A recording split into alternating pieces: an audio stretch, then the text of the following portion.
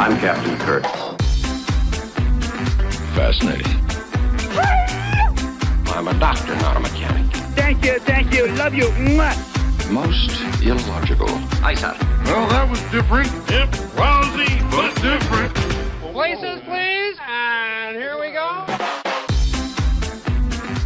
Welcome, ladies, gentlemen, bears, Fassians, and things, to episode 100 of the MuppeTrek Podcast. I'm Jarman.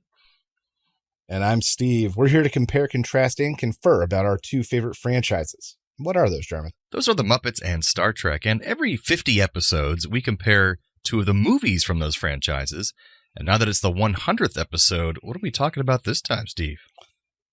In honor of our 100th, we're going to be discussing The Great Muppet Caper and Star Trek II, The Wrath of Khan. Yes. Two movies we've actually reviewed before on the Play on Nerds podcast long ago. Separately. Yeah, separately. But now we are comparing them to rip them apart. Which makes total sense. Like battling two Pokemon.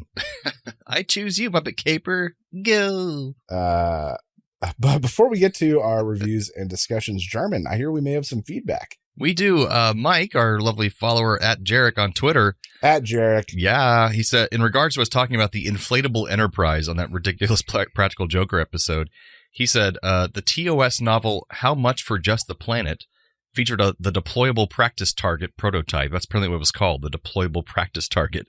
He says, and yes, in this book, there was a ship's computer with issues thanks to a split Vulcan milkshake, apparently.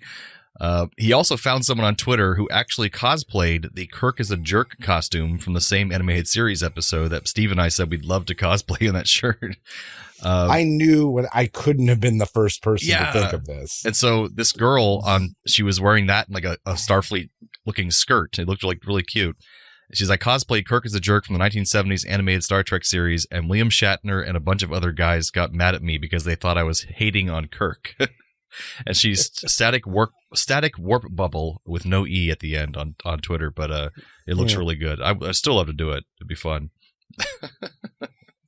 Well, thanks at Jarek. That's right. And since we don't have any guest star today of the Muppet Show, what are we doing now, Steve? Well, instead of like some guest context, I've got some cameo context. Now, I didn't count the people in the bigger roles. I did stick to cameo, one scene kind of roles. Gotcha. So you have John Cleese, who plays the befuddled British owner of the house that Piggy breaks into.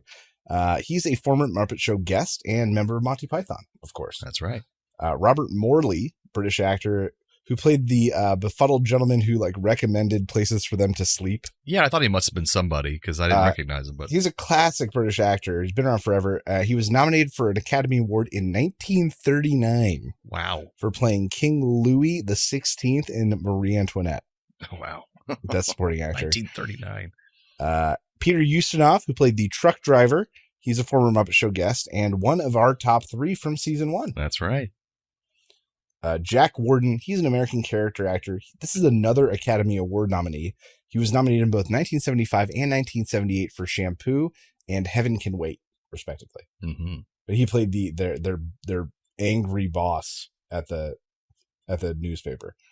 And then Peter Falk, who played the crazy guy who talked to Kermit on the bench about the dry cleaning business, is an American actor best known for Princess Bride and Columbo.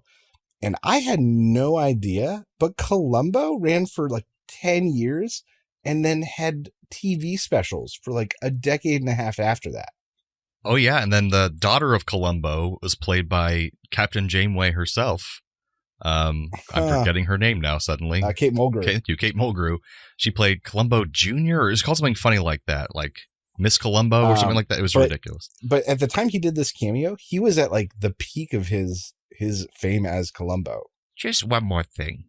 It was weird. It's weird he did this movie. It's great. You also get cameos from a few Muppeteers, including Richard Hunt, who plays a cab driver. And, God, I didn't prep this. And so I'm just pulling names out of my butt. Jim Henson was quickly at a table once. Jim Henson is at a table at the Dubonnet Club. Yeah. Where they go. I recognize him immediately. Let me see. I don't think Frank Oz. Jerry Nelson and his daughter had a cameo. They're the ones that mistake Kermit for a bear in the park. Oh, yeah, gotcha. It's not a bear. Bears have hats. So there's some other great cameos just spread throughout.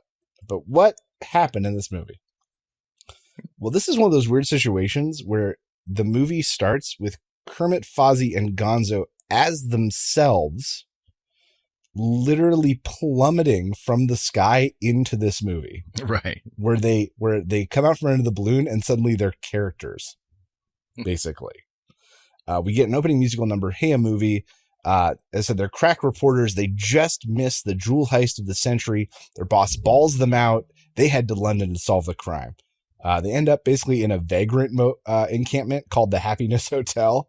And we get a musical number, The Happiness Hotel, which just sings about how rundown and terrible the place is, but how they're just going to love it. They have to go and find Lady Holiday because they have to interview her to figure out who stole her diamonds. They're going to go the next day, but they get caught in a bed and can't go. We cut to a busy fashion design office. We meet Lady Holiday.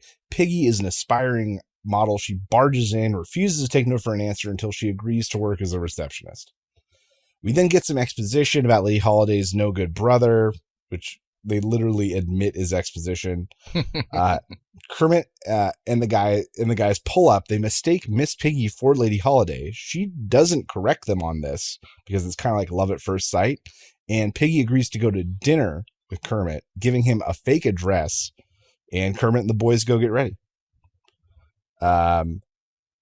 They go. There's like a whole Stepping Out with a Star, a great musical number with Kermit and the boys getting ready, only for him to try to break it to Fozzie that they're not coming. Right. And then suddenly the entire hotel is coming to their date. Meanwhile, elsewhere, Piggy is breaking into a British home at the fake address she provided Kermit. She barges through the house to meet Kermit. The owner is befuddled and nice enough to give them a dinner recommendation. My favorite scene in the whole movie is that extended sequence of her breaking the house. It's not really a restaurant. It's more of a supper club. And the butler's dead? No, not the butler. The dogs are dead. The butler's been discharged. Oh, yes. Oh, of course. They head to the Dubonnet Club, the Electric Mayhem tour bus. It's great. We get the song Nightlife from the Electric Mayhem. Kermit tries to get to know Piggy. Meanwhile, Holiday is there. Like the real Holiday shows up with her brother, Nicky. It's the bad guy we saw at the beginning of the movie. Gonzo schemes on how he's going to come up with the money for them to pay for this. And we get this musical number the first time it happens. It's flashy with tap dancing pigs. It's great. And as the number concludes, the light goes out and there's a scream and Lady Holiday's jewels are stolen. Oh, no. Miss Piggy is revealed that she isn't the real Lady Holiday and she flees the scene. Mm-hmm. Kermit at the park the next day is just talked at by a drunk man in the park. Tells him about a dry cleaning business. Before Piggy shows up, she pleads her case and Kermit once again breaks the fourth wall with Piggy, telling her she needs to stop overacting, admitting that she is an actress in the movie that we are watching. Right. They make up and go on a bike ride, and they are joined by the remainder of the gang. And we get the song Couldn't We Ride, which is one of my absolute favorites. It's the day of the big fashion show. Nicky makes a pass at Piggy. Kermit barges in. One of the models hurts herself, and Piggy has to take her place. We then get a synchronized swimming musical number that is literally just called Piggy's Fantasy. It's insane. At the end of which she ends up in a fountain at the show. They're drying her off. Nicky plants the remains of one of the necklaces that was stolen, and Piggy is arrested for the theft of Lady Holiday's jewels. Lady Holiday orders her fabulous baseball diamond moved to the high security Mallory Gallery, which plays right into Nicky's hands because him and his gang of models are planning on breaking in with all this high-tech equipment. Both crews get ready to break in. We get this great checklist scene. Meanwhile, Piggy just breaks out of prison. She pulls the bars apart like a Hulk. Pulls the bars apart, escapes from prison, commits Grand Theft Auto twice, and assault on a gentleman. Mm-hmm. And she makes her way there. They play a game of keep away with the thieves, throwing the baseball diamond around. Just as things look bad and Nicky pulls a gun, Piggy busts through a glassed window, saving the day, and the police come and catch the real thieves. The gang all catch a freight class flight back to the States. They get thrown out of a plane, And as they float down in parachutes, we get a reprisal of Hey, a Movie. Hey, a movie. As the end credits of them all floating down. Very well done. And that is what we call the Great Muppet Caper. Oh, yeah. So, Jordan, what did you think of Great Muppet Caper? Obviously not the first time you've watched it, because we watched it for the show. This is exactly the second time I've watched it. And I will say, I love Diana Rigg. I want to give her a shout out as Miss Holiday. She's from the Avengers originally in a James Bond movie. And then more recently, people know her from Game of Thrones as I Want You to Know It Was Queen Me. of Thorns. Yes, she's awesome. So hot back then, man. She was great as the Avengers and all that. Kermit shaving was hilarious. I don't know why I found that so funny, because he eventually says, "Oh, maybe if I got some stubble, I'd actually put a razor in this thing." He's just doing it for fun. As I said, that John Cleese Dorcas scene, my favorite thing of the whole movie. It just goes on for so long, and it's just so like very subtle and very British. Am I boring you? Oh, no, dear. If I was bored, I'd go buy some cheese. I'd go out and buy something, I guess. What would you buy? What? Oh, what would you buy? I guess a little bit of Carlsford jelly. That's right. I think I should like to come with you. Oh, no. No need to trouble, dear. Well, I haven't left the house in 12 years. It's so good. And you're right, it goes on. Like, they just let them sell this thing. I know, it's so good. To an audience that expected to see Muppets. And that scene just was so perfect. Did you hear that, sweetheart? Oh, yes, I think there's a pig climbing up the wall outside. Oh, yes, okay. Is that the pig from outside? Yeah, that's the trap. That's the trap. Our UK listeners, tell us on a scale of 0 to 10 how British this scene is. Yeah, it's just over Our the UK top. listeners, accurate. watch that scene. Tell us how accurate it is. I love Sam the Eagle's quick cameo. He had like a 1 second cameo. There's a few like Sesame Street. There's like the Grouch, Oscar the Grouch cameo as well.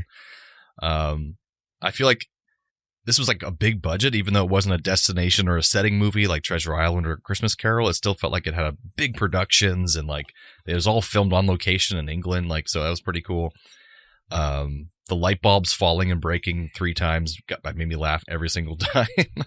Yeah, them getting closed up in that thing. That was real good. Can someone get the lights? Snap. Breaks.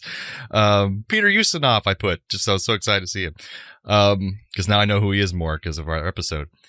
But overall, I don't know why I said last time, but I think this is one of my favorite Muppet movies. And I think because it's got, like, all the jokes hit. It's got a lot more adult-friendly content. Not like adult content, but like so many jokes that were definitely for the adults and not just for kids. Yeah, absolutely. Big, fun musical numbers. Cameos are all great. Yeah, I think everything's just on point. Yeah. Everything delivers in this movie. And I think it's accessible to people who aren't Muppet fans already. I think that's why I liked it so much the first time, because I hadn't seen many of the Muppets at all. And I still like this movie. It was fun and funny. And I don't know. So yeah, I just really like it a lot. Yeah, absolutely. This is of the 3 originals, this is the best. Like, without a doubt. Muppet Movie was good, but they had a lot of lessons to learn. And Muppets Take Manhattan, I love it. It has a huge place in my heart, but it has some major pacing issues that this movie just does not have. This movie, every single thing was on point. And wasn't Muppets in Space like your least favorite one? Is that the one that... Muppets in Space is okay. My absolute least favorite one is Muppet Wizards of Oz. Well, if we don't count that one. It didn't have a theatrical release. Yeah, Muppets from Space was pretty bad. I think that's one we disagreed on. I think I liked that one a lot, and you didn't like it at all. So we'll get to that one eventually. It was just okay. Yeah, we'll get to that one in like episode 300 or something. Exactly. So you have some trivia, but not song info this time around. Oh, yeah. Yeah, because all the music was written for the movie. Ah, gotcha. Yeah, so it was just one of those, like, oh, okay, I guess I could just talk about all these things written by the same guy.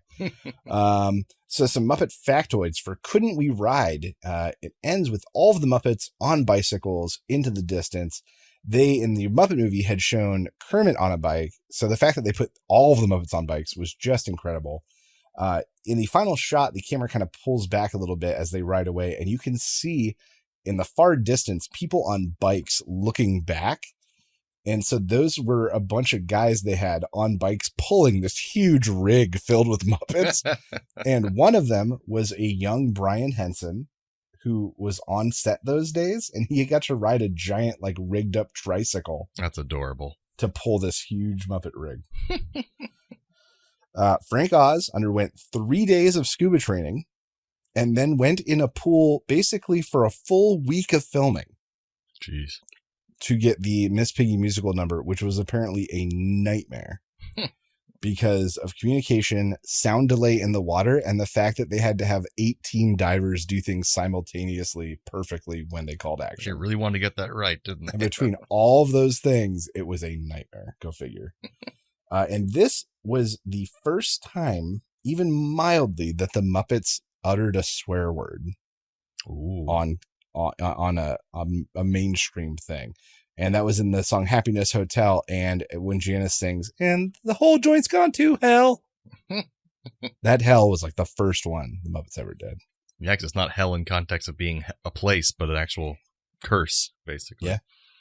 Mm. What did you think was the best Muppeteering moment in the movie? I know that the bike sequence is insane and complicated. The swimming sequence is insane and complicated. But They both were. The most outlandish one, so I'll break out of that mode a little bit, for me, was the Happiness Hotel Mobile going down the streets of London with all the Muppets performing on it and sticking out the windows and stuff. I'm like, that is awesome. So if we say favorite Muppeteering moment, for some reason that's my favorite, because I'm like, I would love to have seen that while it was just driving down the street in London. Like, what the hell is going on? So I love that they did it a couple times, and it was just amazing. Yeah, I am going to give it to the bicycles. Mostly because it is partnered with one of my favorite songs and one of the more sincere songs in this film. Yeah. Realistically. And I just loved how much they showed off. Because like literally in the last movie, we got to see Kermit ride a bike for like 15 seconds. So for them to have like 14 Muppets on bikes and like doing handstands, and they were doing remote control head movements and stuff that they hadn't done before. It felt like this big chance to show off. Yeah, and it was, I guess, released shortly after the final season of the Muppet Show. So like this is like peak Muppets, basically. Yeah. It's pretty awesome. All right. Well, I guess that takes us to Star Trek II, The Wrath of Khan. Yes, and most people listening to this will probably be pretty familiar, so I'll try to get through this plot fast. Yeah, if you are somehow listening to the MuppeTrek Podcast, episode 100, and you haven't seen Star Trek II, I don't know how you got here. I don't either, but I don't know how you got to us. If you just need some kind of recap, here it goes. So, movie opens with the famous Kobayashi Maru test. Captain Spock now is testing his cadets. In particular, Lieutenant Savick, who's a half Vulcan, half Romulan in canon somewhere. She's in the command chair, played by Cheers' Kirstie Alley. She fails the test, and Spock explains it's meant to test her character, not to be winnable.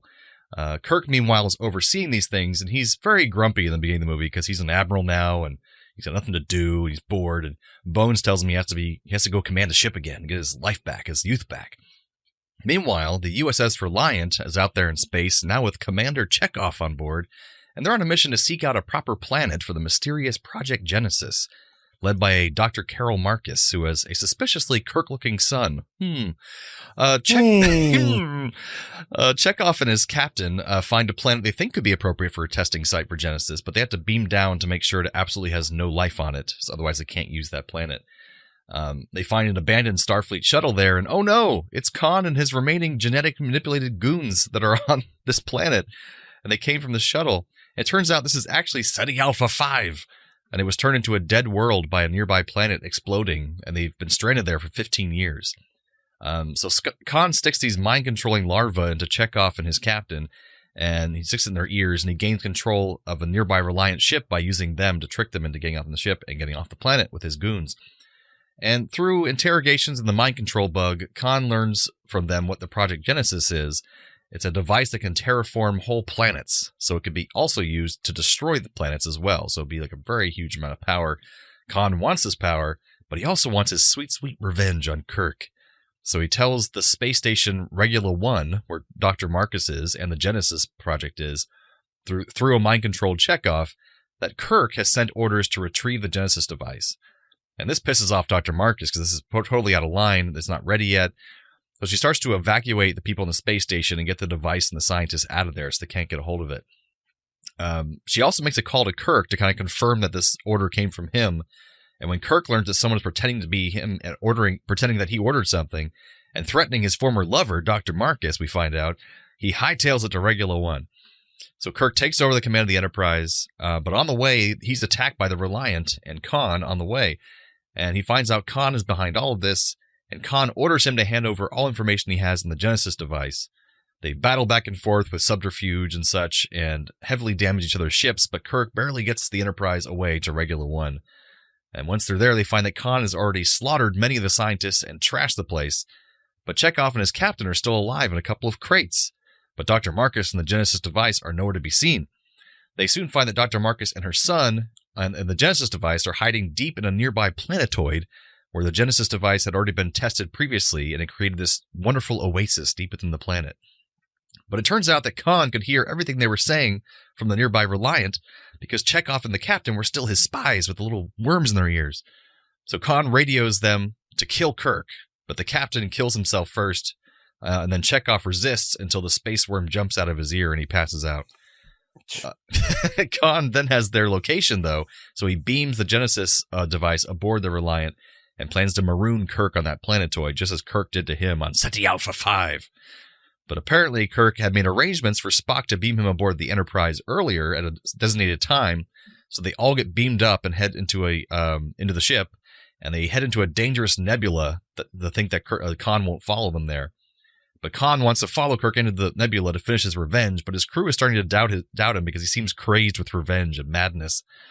But once in the nebula, they have this big submarine battle that happens back and forth. They damage both their ships more, but finally the Enterprise mortally damages the Reliant, and Khan is close to death. But in one final move, Khan activates the Genesis device so that it will blow up, killing everyone in the process. And unfortunately, the Enterprise's warp core engine is down, and the only way to fix it is to go into the engine room, which is flooded with radiation. So Spock goes in to fix it, not telling anyone.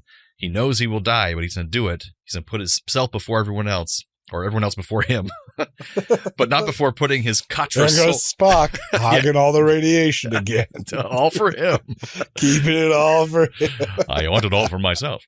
Not before putting his Katra soul thing into Bones first. So then he goes in this chamber, he fixes it, the Enterprise escapes just as the Genesis device explodes, killing Khan, but turning the nearby planetoid into an oasis planet.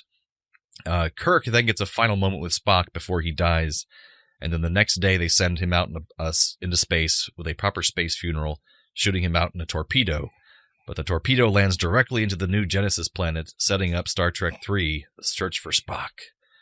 So that is Khan, Revenge of Khan, all that jazz. Revenge, of Khan. The Trek. Whatever the hell it is. So, Steve, what do you think of this flick for the second time around? Or how many times have you seen this now?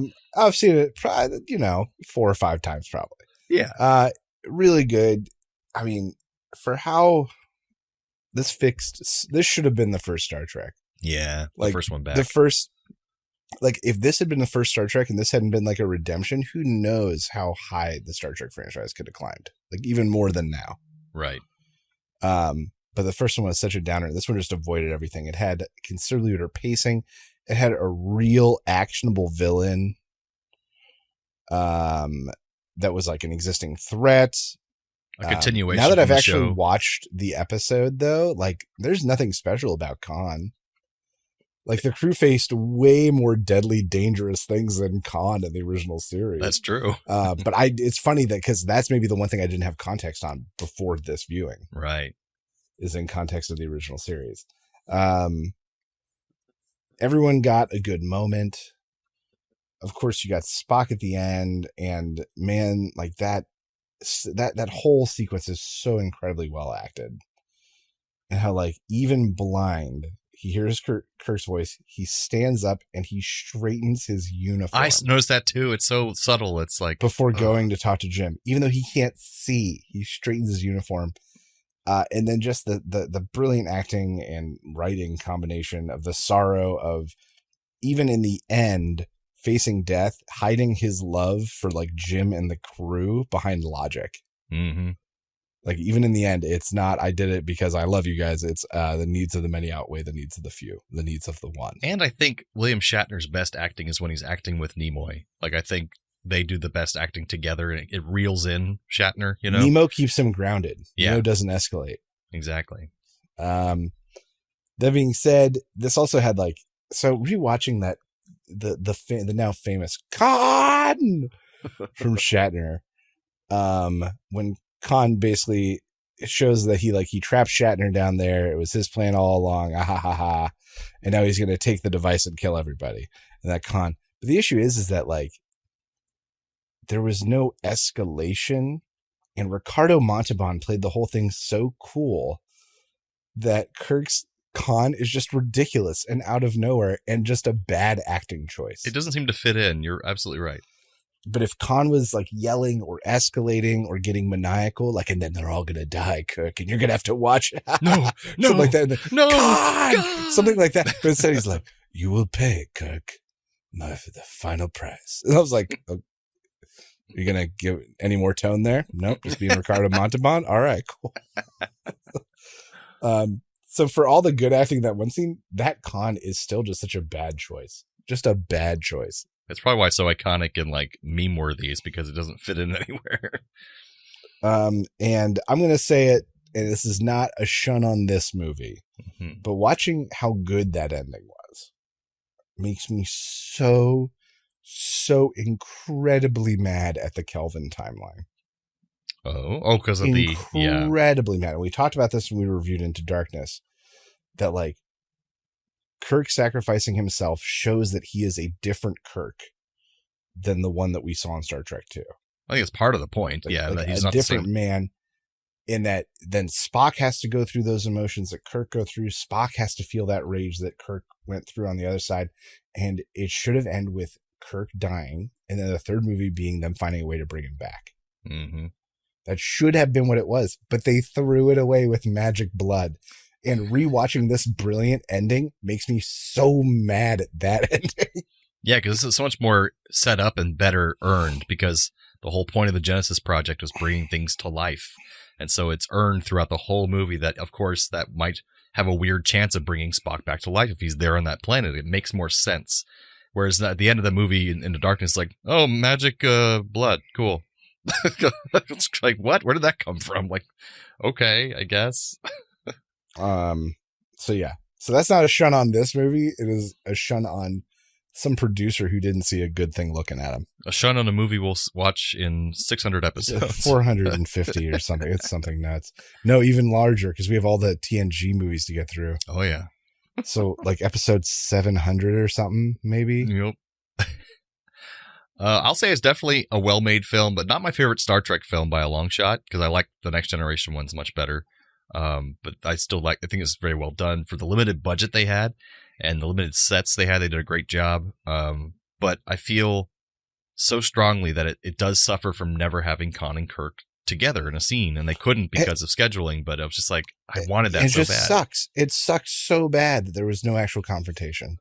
Yeah, and it was in apparently early versions of the script, which I'll talk about in a minute with trivia, but like, it just, you can feel it after you've watched it several times, like they just are never in the same damn room together, and so it takes away from it.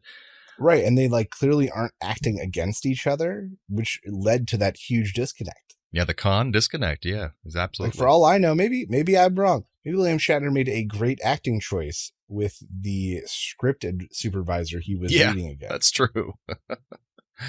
And I think part of your answer for why this villain that they took into a movie, I think, is partially because Ricardo Montalban was a big star at the time with Fantasy Island was hot. And they're like, I get it. So they had writers apparently watching all the old episodes and like, what do we do for a movie? And like this one kind of stuck with them. She's like, look at Montalban, man. He still looks like that. He looks fantastic. Let's put him in a movie, like, so I think that was kind of built around him. And I think he really steals a lot of the show in this movie. His acting is subtle and it can be crazy and it can be it's like, he does such a good job. He's like the anchor of this movie, I think. And Spock, obviously. But yeah, some trivia for this baby. So you probably heard some of this in our Play on Nerds episode forever ago, but we'll see. The Blu-ray special feature, The Captain's Log, Ricardo Montalban says that once he committed to this film, he realized that he had trouble getting back into the character of Khan. So after years of playing Mr. Rourke on Fantasy Island, he found that he was stuck in that character. So he requested a tape of Space Seed, the original episode, from Paramount, and proceeded to watch it repeatedly. And by the third or fourth watching, he had recaptured the essence of Khan's character. Of course he did. He's a great actor.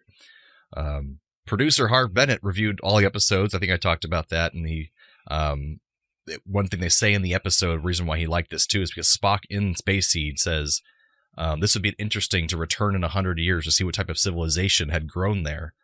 Because Spock was picturing them thriving on this planet and growing as a civilization of these genetically modified people. But of course, that doesn't happen. So it's kind of fun, interesting that he says that in the episode.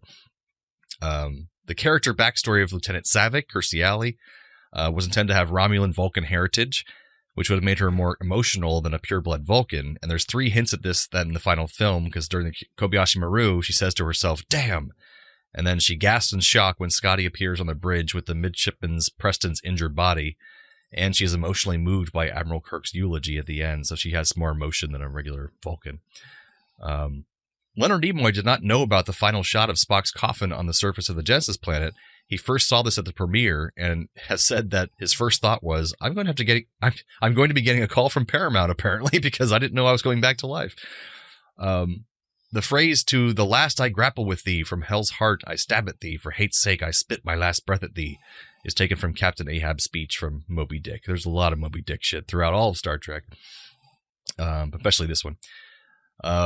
Many of the actors playing Khan Noonien Singh's remaining henchmen were Chippendale dancers at the time of filming. And if you look at the background, very tall and blonde, blonde and muscular. If you look in the background, they do some terrible extra work in the background. Like there's some weird smiles at parts they shouldn't be smiling. It's like they're not good actors; they're just strippers. It's been widely debated that Ricardo Montalban's chest was actually a prosthetic piece that he wore during the film.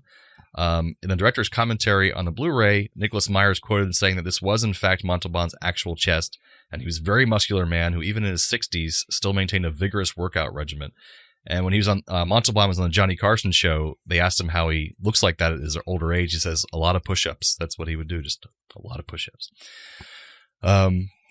The computer simulation of the Genesis transforming a dead planet into a habitable one is the first complete computer-generated sequence ever used in a feature film, which I thought was pretty cool. First ever. The demonstration of the effects of the Genesis device on a barren planet was to be presented by using a traditional animation, but Paramount Studios executives asked for something more impressive. The scene was shot using an entire computer-generated sequence. The effects were produced by the graphics group of division of Lucasfilm, and this division would later become an independent company under the name of Pixar. So that was the first ever animation of Pixar, basically. Leonard Nimoy was persuaded to return as Spock when he was promised a death scene. An early draft of the script called for the death scene to take place at the film's beginning. However, this information got out to the fans, possibly from Gene Roddenberry, who became highly upset. So the Kobayashi Maru scenario was invented to allow Spock to die in the opening as rumored and throw off the audience for the drama of Spock's actual death at the film's ending. So everyone thinks like this is a real scene happening and he dies in the beginning, but he's actually fine.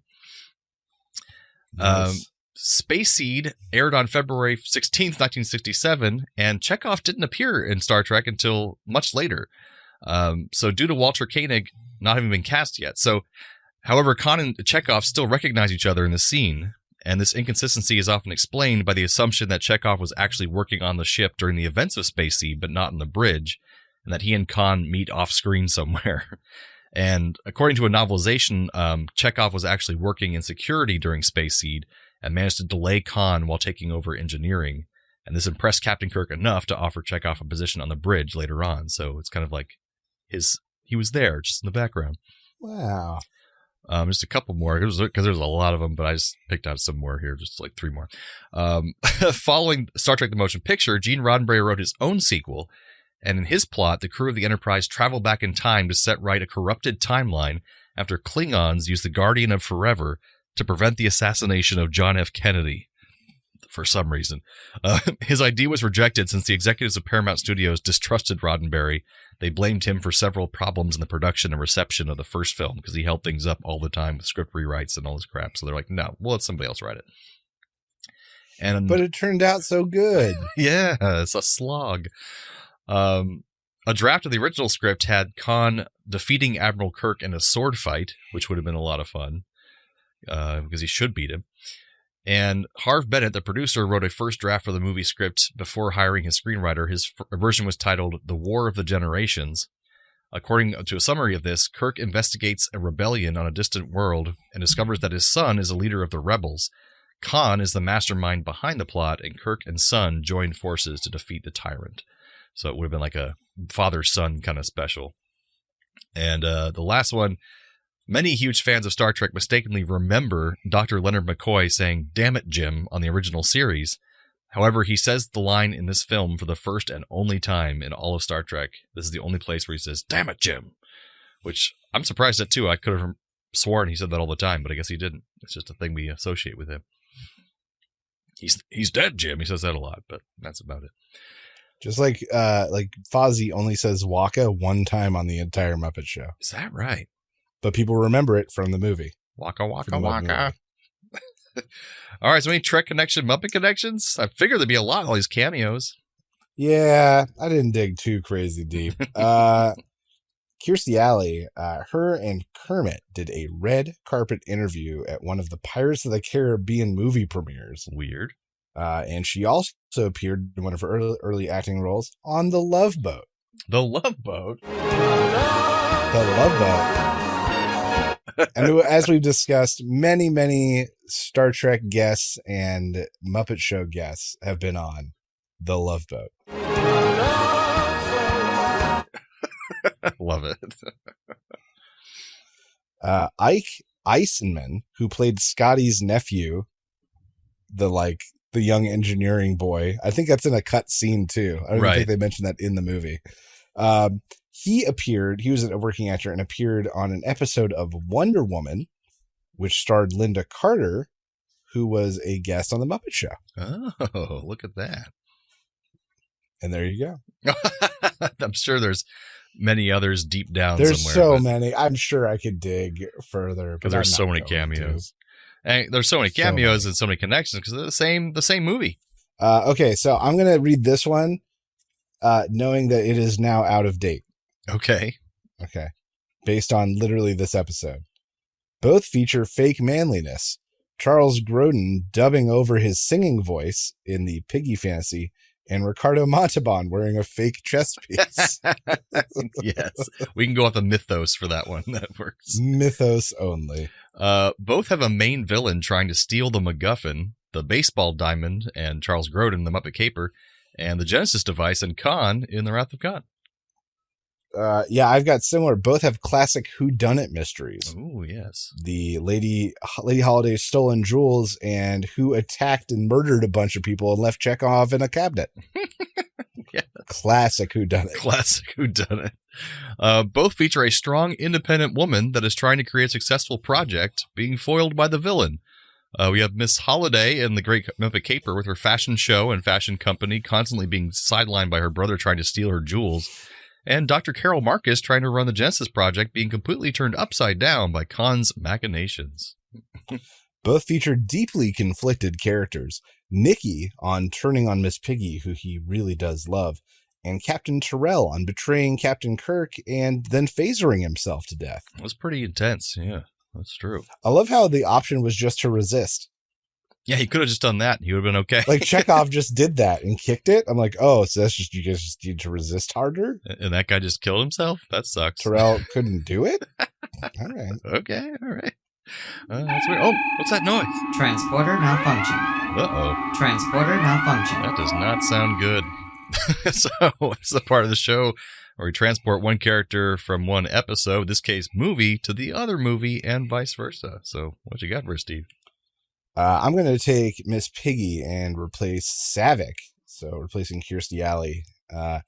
Because I would love for Miss Piggy's acting to get so big at one point that William Shatner has to tell her to tone it down. And like breaks the fourth wall by doing We get the fourth wall break. Piggy, it's a little over the top. You're telling me that? I know, right? That's funny.